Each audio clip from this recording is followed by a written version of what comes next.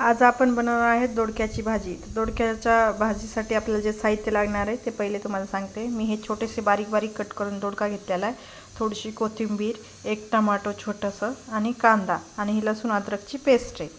हे ह्याची मुगाची डाळ आहे, भिजवून घेतलेली ती एक 15 मिनिटं मी अगोदर पाण्यामध्ये भिजायला टाकलेली आहे।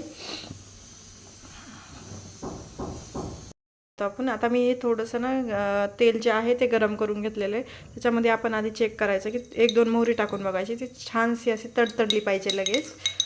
जर ती वरती लगेच फुलून आली तर आणखीन थोडीशी मोहरी टाकून मस्त तडतडू द्यायची। फोडणी कशी मोहरी अशी तडतडली म्हणजे खमंग अशी फोडणी लागते आपल्याला। नंतर जिरे टाकून घ्यायचे, जिरे टाकल्यानंतर लसूण अद्रकची पेस्ट टाकायची।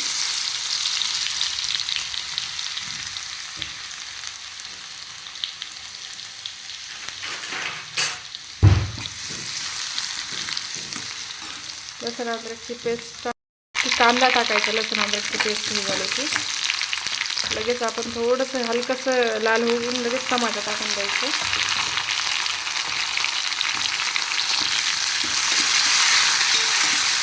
थोडं ह्याला टमाट्याला आणि त्याला थोडंसं हे करून द्यायचं। हे टमाटर आणि थोडंसं ह्याला हलकंसं थोडंसं फ्राय झालं, थोडं लाल कलर आला तर टमाट्याला आणि कांद्याला, तर लगेच कोथिंबीर घालून घ्यायची। तुमच्याकडे कढीपत्ता असेल तर तुम्ही कढीपत्ता पण टाकू शकता। याच्यानंतर आपण टाकणार आहोत मसाले। मसाले तर ह्या घरचा काळा मसाला आहे, 1 चम्मच मी काळा मसाला टाकणार।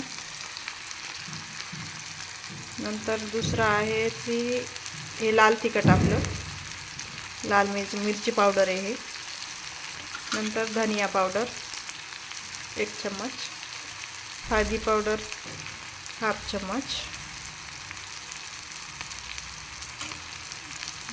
आम्हाला थोडंसं तिखट जरा जास्त लागतं तर हे मसाला थोडा एक्स्ट्राचा टाकते मी। आणि हे चांगलं असे मसाले तळू द्यायचे याच्यामध्ये।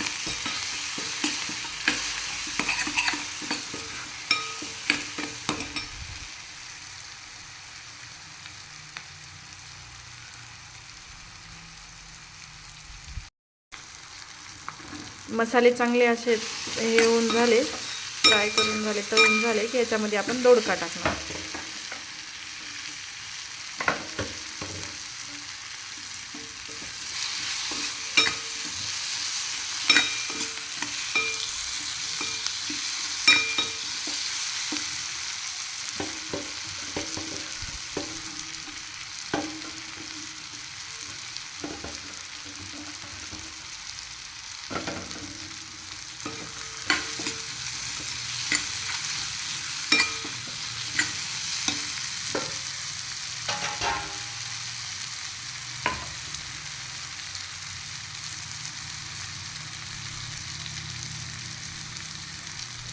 दोडक्याला हे झालं की हे आपण जी मुगाची डाळ आहे भिजू घातलेली ती टाकणार।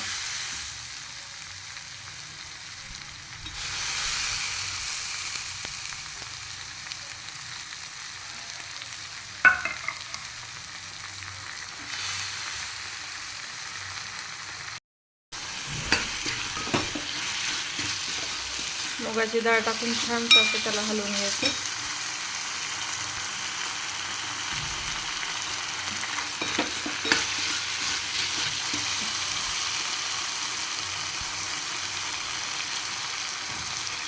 त्याच्यानंतर आपण टाकणार आहोत थोडंसं शेंगदाण्याचा कुट्टा, 1 चम्मच शेंगदाण्याचा कुट्टा।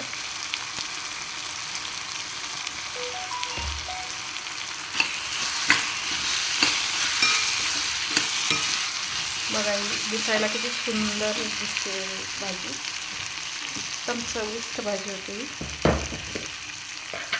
आता आपण टाकणार आहोत मीठ आपल्या चवीनुसार टाकायचं, 1/2 चम्मच, जसं हे घालायचं।